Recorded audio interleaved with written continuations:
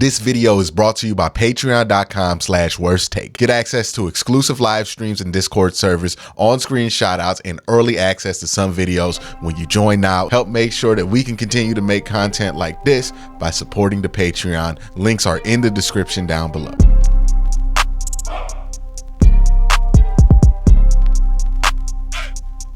How can a defensive player dominate the football game at edge, even when they're not getting the big sack numbers? It's a lot of questions that people have with Myles Garrett.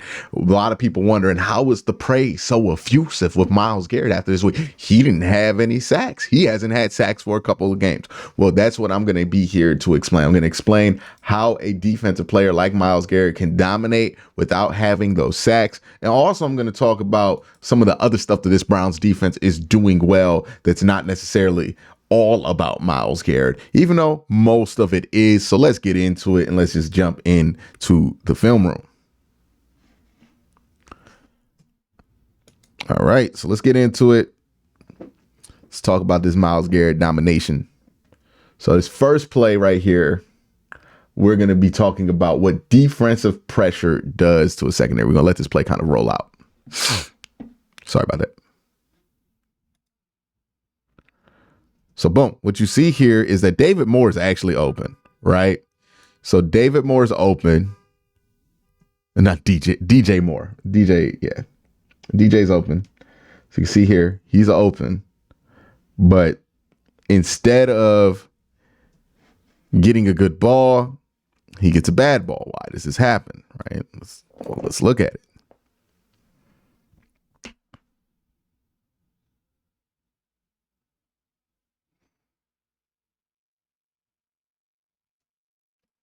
See that pressure?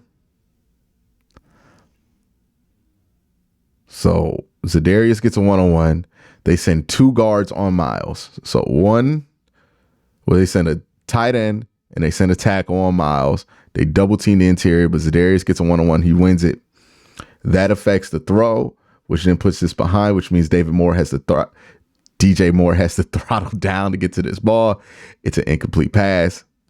Pressure does numbers. It's just another Myles pressure. I mean, just look at how many guys that they're sending at him and just look at how much he's just pushing through. Myles run stop here. Just great job. He actually starts out the play on 58. It's a good job just climbing. 1, 2, get to the running back. Boom. It's a great run stop. Again, pressure makes coverage easy. Look what the pressure does for the coverage here. You get pressure. Hand in the face. Who's that got the hand in the face? 91. Alex Wright got the hand in the face. All of a sudden, a ball that could have been complete, not complete because the ball's not good. Pressure creates great coverage. D'Anthony Bell playing like a dog here today. Let me go highlight him. So D'Anthony Bell, I believe, is right here. All right, so that's D'Anthony Bell. He is playing good football. So number 37, playing some good football. A guy that we saw make some plays last year in the preseason. Didn't really do much this year in the preseason, but you saw him make plays last year in the preseason. He gets put in a position to make plays because it's not like last year where he played, but there were a ton of different injuries. This is a little bit different, and you're going to see it from him, right? Just crashes down, boom, clears his clock. Great play by D'Anthony Bell.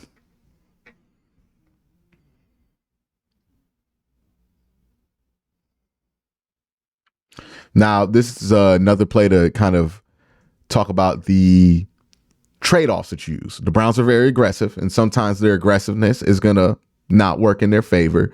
This is a trade-off. So sometimes the run gaps are a trade-off for your aggression. You're super aggressive here. You don't have anybody at second level. You give up a 25-yard run. But you're willing to play that game, right? You're willing to play that game. Now, I'm just going to go through a series of plays here and show you guys how often teams triple team Myles. So we're going to play this one right here. Let's pause it. Let's circle them right here. We're going to circle these guys. 1 on Myles, 2 on Myles, 3 on Myles. Look at that. Those 3 people direction just looking at Myles Garrett. That's insane, right? Like, that's insane. That's insane. 1 on Myles, 2 on Myles, 3 on Myles. And what's insane is that this isn't the only time this happens in this game. Let's continue, right? So you got the 85, you got 58, you got the running back, all 3 on Myles. Let's go here. Where's Myles on this one? Myles is over here, right? This is where Myles is. Okay, so Myles is there. Let's see what we get here. 1, 2, 3.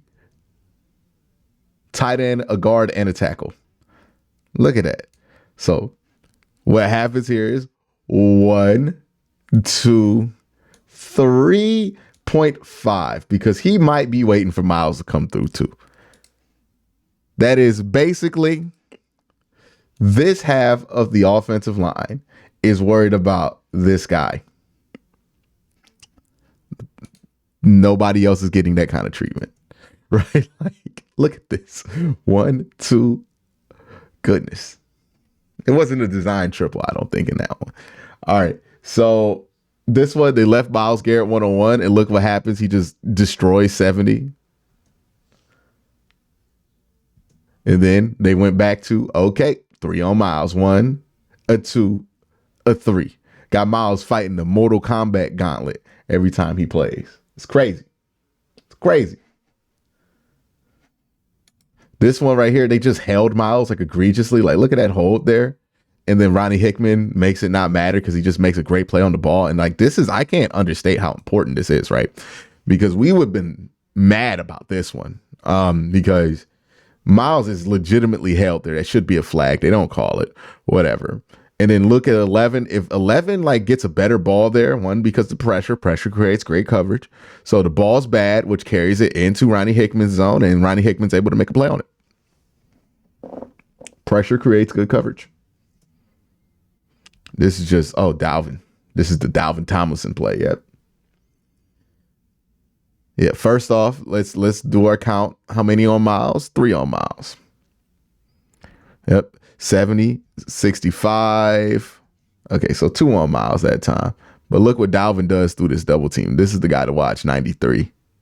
Not Dalvin. This is actually Shelby. Oh, okay, this is, my bad. I got the wrong play in my head. So Myles gets a double team, right? They're trying to pull 65 to kind of chip him, and then they're going to use 70 on him because they want to get this tight end out to the flat quicker. Well, they want to get somebody out to the flat. They want to get that running back out to the flat quicker. So they pull 65 towards Myles. And since they do that, it kind of lets Shelby Harris get a free go here and make a great play. This one is just, okay, so first, watch Myles. See how many guys they put on him. Yeah, they put 3 on Myles. So they put 3 on Myles and 2 on Dalvin. So legitimately in this protection, right, there are 2 players that they're worried about. They're worried about 95 and 94. In order to solve that problem, they have 1, a 2, a 3 guys addressed to 95, and then 1, 2 guys addressed to here. I'm pretty sure he's going to pull, try to do something there. And then they probably have 1 or 2. They're going to kick slide this thing over or something like that. Right. But basically it's a 3-man power. Okay. So my bad. I got it a little bit wrong here. So there's a wide receiver that comes into frame late. Yep. So they go Tyler Scott, 84-70 on Myles. That's their plan for Myles. So their blocking plan is 1, 2, 3, 1-on-1, 2-on-1 here with 62 and 64. And then either this guy's releasing or you're doubling, and that's 2-2 here, right? But they're definitely trying to make something happen on this play. Yeah, so they release 85, basically give 93 and 99 free runs. The impressive thing here is that they double 94, and then look at what 94 does to this double team. Oh my God. It just completely killed whatever it was they were trying to draw up. Because look, first off, this is just hilarious. Look at it. You see this shit right here? You see this wall of people trying to block Myles moving backwards? And then you just see big Dalvin swimming through this mess like a terrifying sea monster or some shit like that. Like, this is just incredible. So, like, this play is incredible. 95 and 94 did the thing on this one. So 95 pushes guys back, just moving that wall back. And at 94, just absolutely swallows 62 here. Like, the jump off the ball is incredible. So get off, boom, just split him. Just split him. Now he's just pushing through.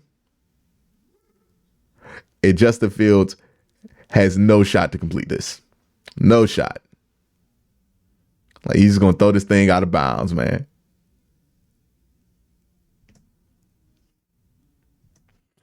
That's just great, great defensive play right there. All right, this one, Myles Garrett did something. Yep, just great set there. One critique for Myles. I've seen you get this sack before. I don't know why you didn't get it here, right? Grab that collar, pull him down. He's in the pocket. You're not going to get that penalty. Grab that collar, pull it down. You saw him get that sack when they played Houston, when Deshaun was there, on Deshaun, actually. Yeah, grab that collar, pull him down. You can horse collar tackle in the pocket. He knows this. Pressure makes coverage great. Fields has to go to the stick instead of flat, which would have popped. So right here, because of the pressure, you see Myles Garrett jumping out of here like a bat from hell, and so is Greg Newsome. But basically, Justin Fields has to throw this stick instead of getting this to this flat, which would have hit. What they're trying to do is put Ronnie Hickman in conflict. So they're trying to make him make a decision between this guy and that guy, and they're going to choose whoever he chooses. Ronnie chose him. Justin sees it, but he doesn't feel comfortable throwing this out here because Greg does a great job of doing what? Killing that passing lane, right? He doesn't have to defend a player. He can defend the lane from that slot position. He does a good job of killing that lane, which forces the ball to the stick, which is the easier tackle.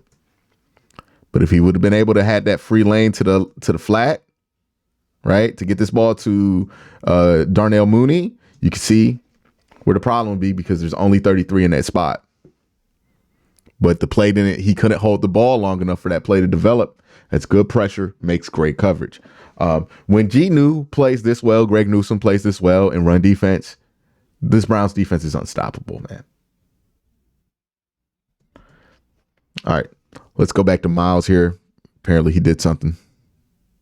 Yeah, just completely bulled him and then forced a bad throw. Again, no sacks here, but you can see the impact on the game. It's just massive here by Myles Garrett. Now, this is a critical portion of the game. On my offensive film breakdown, I talked about how that Joe Flacco interception was such a massively negative play and how that could have ended the game. But this play right here bailed out the offense for that. So you're going to see here, Justin Fields is going to go here. They're going to try to like dump this ball off. So one, Cam Mitchell getting the pressure negates this throw, right? Because instead of being able to dump this ball off to this open receiver here, he can't do that because Cam Mitchell forces Justin Fields to sprint, right? He forces him to hit that second gear. So great job playing this. Hey, if you're going to be wrong fast, basically, right? So he's wrong here, but he's wrong fast. So you can't get the ball to DJ Moore. Also, dog, this is going to score if he gets it out. Like if 29, forget about converting here. If 29 is not playing this like he is, he scores and the game is over. Keep in mind, the Browns are down, 10? They would have gone 17 down. The game is over. If he doesn't force Justin Fields to sprint. If Justin Fields is able to stop, set up, and just throw it to DJ Moore here, that's it. It's game. But he forces him to sprint, and then somehow he's fast enough to just get a little bit of that leg. Boom! And that instead of a touchdown and the game being over, he doesn't convert on 4th and 2, and the game is back on. Just the smallest stuff. It's a game of literal inches, and that's what they mean by it. Not just the tackle, but the The speeding up of Justin Fields there, forcing him not to be able to get that ball out to his wide receiver. Just an incredible play there. Alex Wright, 91 at the edge here, making a big play here. Like the defense just kept stepping up, and it was Alex Wright. It was a little bit of Dalvin. It was a lot of JOK, and it was a lot of Myles Garrett here, right? So Alex Wright again, boom, downfield, makes a good tackle. Good stuff. JOK right here. Watch Big Six. Big Six does his thing. Crash. Wait. I'm gonna be patient. Now I got it. Pressure. Gets a hand on that football. And look, once we start understanding how good we are as a defense, stuff like this is going to turn into interceptions, right? Where Ronnie's going to see that JOK is crashing towards the running back, the quarterback, and that JOK is going to get his hands up and tip that ball. And I'm going to just run up and catch that. Dalvin Tomlinson here does a great job. Just look at this. This is just textbook big man play right here, right? Gets, holds, gaps. Boom. All right, let's go look at what Big Six did here again. So Big Six is on the edge. So let me highlight him for y'all so y'all can see where Big Six is. So here's Big Six. Big Six on the edge. And he just completely just uses his speed to just run past this little running back that they try to put on Big Six. Look at this Big Six. Bam.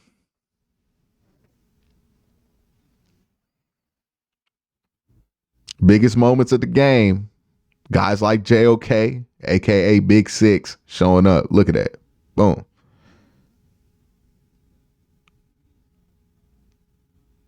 There's an awful no call on Myles. This is awful. Like, how did they just get away with just not calling shit on Myles? They stopped it. That was a 4th down. But look at this shit that they just let slide on Myles. Like, just completely held him and threw him to the ground. All right. But this is a massive play by Myles Garrett. This is right after you got the ball back. You tied the game. You needed a big play. You know you need to go 3 and out here as a defense. And then Myles Garrett immediately knows what time it is. Okay, they're going to pull a run towards me. I'm going to beat them to the ball. Bam. Big play. Big time players make big plays in the biggest moments. And look how much, like, look at that. He just completely kills this tight end, Cole Kmet. You don't account for Myles. You leave a tight end on him. That's not ever going to be a good solution. I don't know what it is with teams and decided, hey, man, the most important play of the game, that's the time we're going to leave one-on-one with Myles.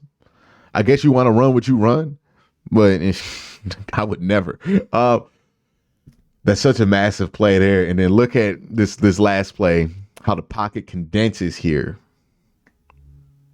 in order for this big play. Like, look, pocket is condensed on him, and it's JOK and it's Myles Garrett that condensed this pocket on him. And then boom, that ball that throws there, man. Look at that. There's separation. If he can get a good ball off, it's there. But again, it goes to the theme of the day. Good pressure is better coverage. Your cornerbacks can get away with a couple misses here and there when the pressure is good, because pressure creates good coverage. And that is why pressures are so important. And pressures aren't a stat that we account for all the time, which is how a defensive player like Myles Garrett can dominate a game based on his presence, how teams adjust to him, how that frees up other guys around him, and how that helps the secondary be able to hold things down because they're not asked to be perfect on every play, because the edge rush, the pressure can make quarterbacks not make perfect throws. Like he can just get them out of position. And this is a great example. We've seen 3 or 4 plays where it should have been a home run, but the defensive line got in there, adjusted the throw a little bit, and it was just enough to make it an incompletion. But that's how you can dominate a game without getting those big stats. And that's why Myles Garrett is the best defensive player in all of football, and it's not particularly close. Y'all have a great day. Have an even better night. Peace.